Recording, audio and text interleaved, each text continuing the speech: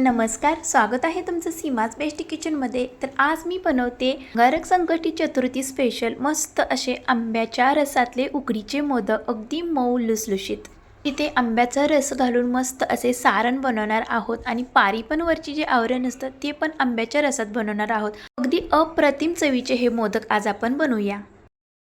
तर इथे मी सर्व साहित्य घेतलेलं आहे। तर इथे 1 कप भरून मी आंब्याचा पल्प काढून घेतलेला आहे आणि इथे 1 वाटी खवलेला नारळ घेतलेला आहे आणि 1 कप गूळ घेतलेला आहे किसलेला आणि 1 कप तांदळाची पिठी घेतलेली आहे। तर मोदकासाठी मी खास तांदळाची पिठी कायम घरात करून ठेवते आणि हा पल्प मी मिक्सरमधून बारीक करून काढलेला आहे, एकदम प्युरी काढलेली आहे। तर आता पहिल्यांदा आपण उकड काढायची आहे। त्यासाठी आपल्याला इथे पॅन हवा आहे आणि या पल्पमधील मी अर्धा पल्प इथे आंब्याचा घालणार आहे आणि अर्धा पल्प आपण सारणसाठी ठेवणार आहोत आणि अर्धा पल्प आंब्याचा आणि अर्ध पाणी घालायचं आहे, कारण की 1 कप इथे मी तांदळाची पिठी घेतलेली आहे। तर जेवढी पिठी आहे तेवढंच आपल्याला इथे पाणी आणि रस घालायचा आहे आंब्याचा। तर वरती झाकण ठेवलेलं होतं आणि उकळी आलेली आहे आणि हे मिक्स करून घेऊया आणि कलरही तुम्ही बघू शकता, एकदम पिवळा धमक असा आलेला आहे आणि इथे आपण तूप घातलेलं आहे। तूप घालायचं म्हणजे मस्त अशी पारी, म्हणजे मोदकाचं वरचं आवरण असतं ते लुसलुशीत बनतं।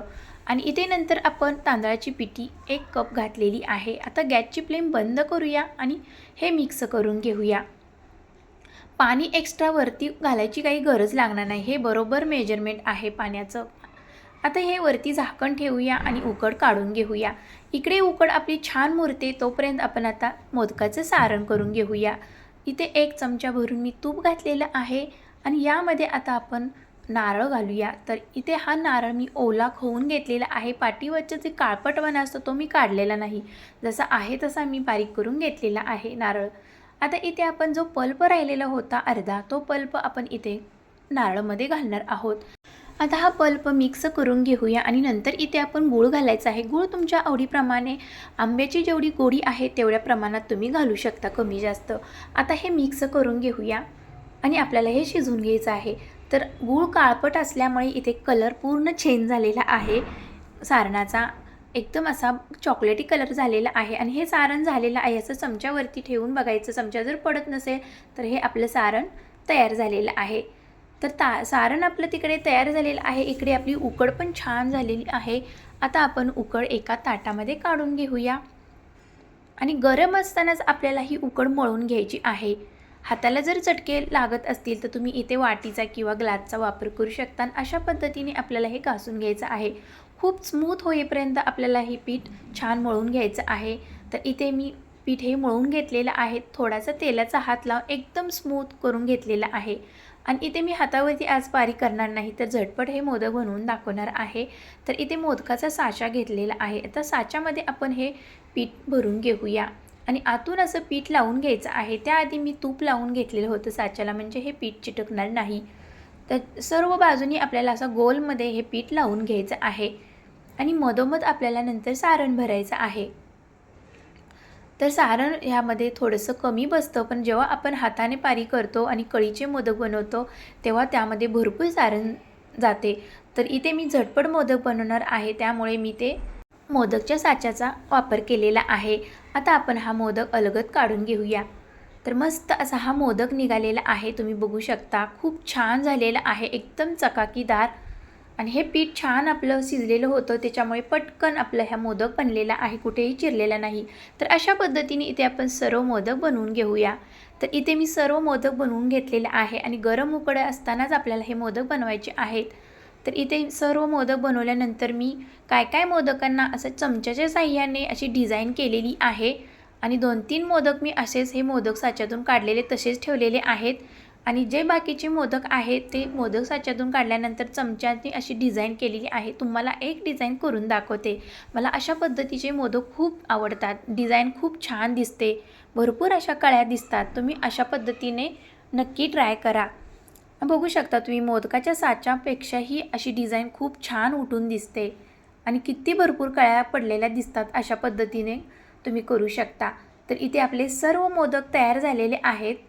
साच्याच्या मोदकपेक्षा असे हाताने आपण चमच्याने अशी डिझाईन केलेली खूप छान उठून दिसते। तर आता इथे मी चाळणीला तूप लावून घेतलेलं आहे आणि आता या चाळणीमध्ये सर्व मोदक ठेवून घेऊया. मोदक चांगले मऊ लुसलुशीत होण्यासाठी आपल्याला उकड येणं महत्त्वाचं आहे. त्यासाठी उकड चांगली शिजली पाहिजे, प्रमाण व्यवस्थित पाहिजे, तेव्हाच आपले हे उकडीचे मोदक मऊ लुसलुशीत बनतील. आणि तुम्ही बघू शकता इथे आपले सर्व मोदक चाळणीमध्ये ठेवून झालेले आहेत. आता इकडे मी पाणी गरम करायला ठेवलेलं होतं पातेल्यामध्ये. आता या गरम पाण्यावरती आपण ही चाळण ठेवूया आणि 15 ते 20 मिनिटे हे मोदक वाफवून घेऊया. तर इथे आता आपले 15 ते 20 मिनिटे झालेले आहेत. खूप छान असे हे मोदक उकडलेले आहेत आणि फ्लेवर खूप छान येत आहे. सुगंध मस्त सुटलेला आहे. आंब्याचा जो रस घातलेला होता पल्प, त्याचा फ्लेवर मस्त असा सुगंध दरवळत आहे वाफेवरती.